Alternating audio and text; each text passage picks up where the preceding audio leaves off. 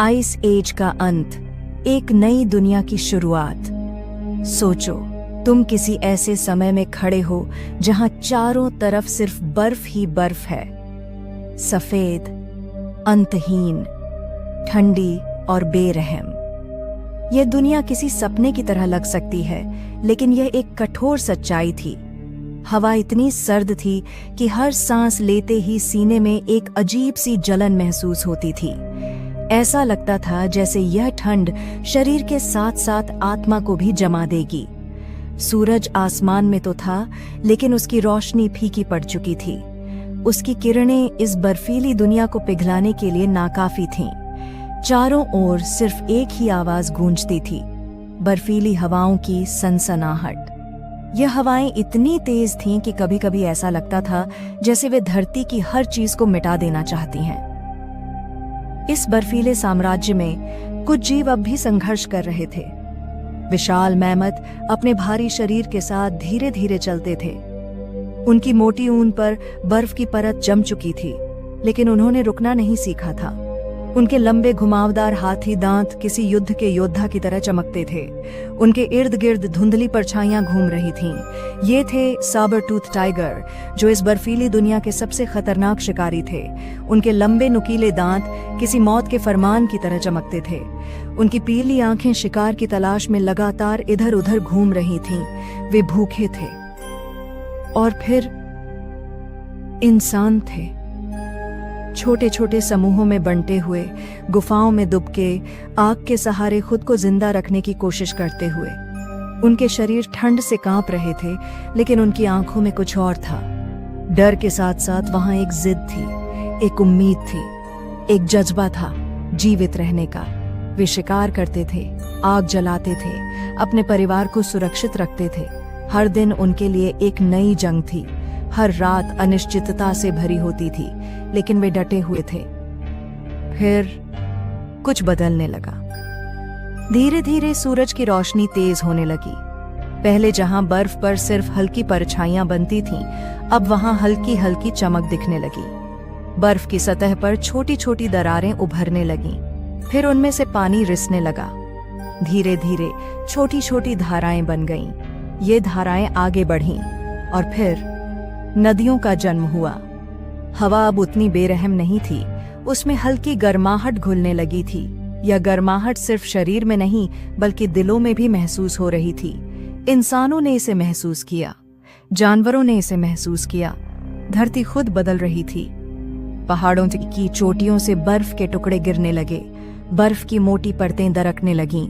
नदियां अपने पुराने रास्तों पर लौटने लगीं। झीलें जो सदियों से सोई हुई थीं, अब हल्की हल्की लहरों से हिलने लगी थीं। धरती करवट ले रही थी, लेकिन हर बदलाव के साथ कुछ खोता भी है। एक दर्दनाक संघर्ष। मैमथ, जो कभी इस बर्फीली दुनिया के राजा थे, अब वे धीरे धीरे कमजोर हो रहे थे। उनके ऊनी शरीर अब उनके लिए फायदेमंद नहीं रहे। मैदान गर्म होने लगे थे, घास के भंडार सिकुड़ रहे थे, शिकार मिलना मुश्किल होता जा रहा था। धीरे धीरे ये दैत्याकार जीव विलुप्त होने लगे। आखिरी मैमथ जब इस धरती पर गिरा तो ऐसा लगा जैसे इतिहास का एक अध्याय खत्म हो गया हो।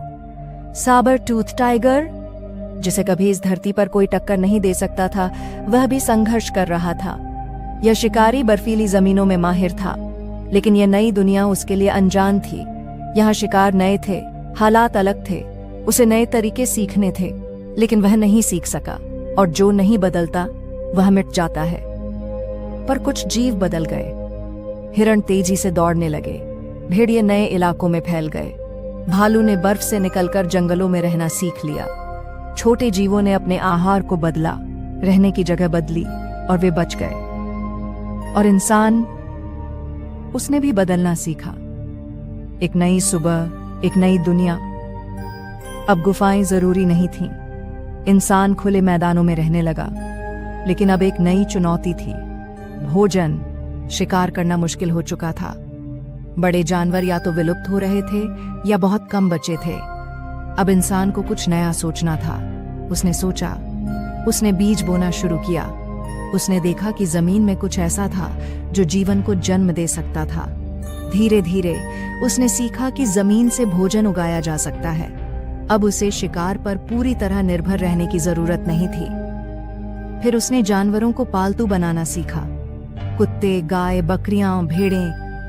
अब उसके पास दूध था, मांस था, कपड़े के लिए ऊन थी। अब इंसान गुफाओं से बाहर आने लगा। उसने मिट्टी और लकड़ी के घर बनाने शुरू किए।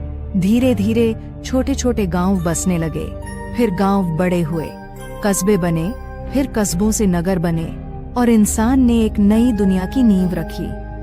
नदी के किनारे बस्तियां बनी, मिट्टी के घर बने, बर्तन बनाने की कला विकसित हुई, कपड़े बुने जाने लगे, इंसान ने पहिया बनाया, व्यापार शुरू हुआ, सभ्यताएं उभरने लगीं। मेसोपोटामिया, मिस्र, सिंधु घाटी। इंसान ने लिखना सीखा, विज्ञान, कला, भाषा और संस्कृति ने जन्म लिया। लेकिन सोचो, अगर आइस एज कभी खत्म ही ना हुआ होता, शायद आज भी इंसान गुफाओं में रहता, शायद अब भी वह शिकार पर निर्भर होता, शायद कोई शहर नहीं होते, कोई सभ्यता नहीं होती। आइस एज का अंत एक नई दुनिया की शुरुआत थी।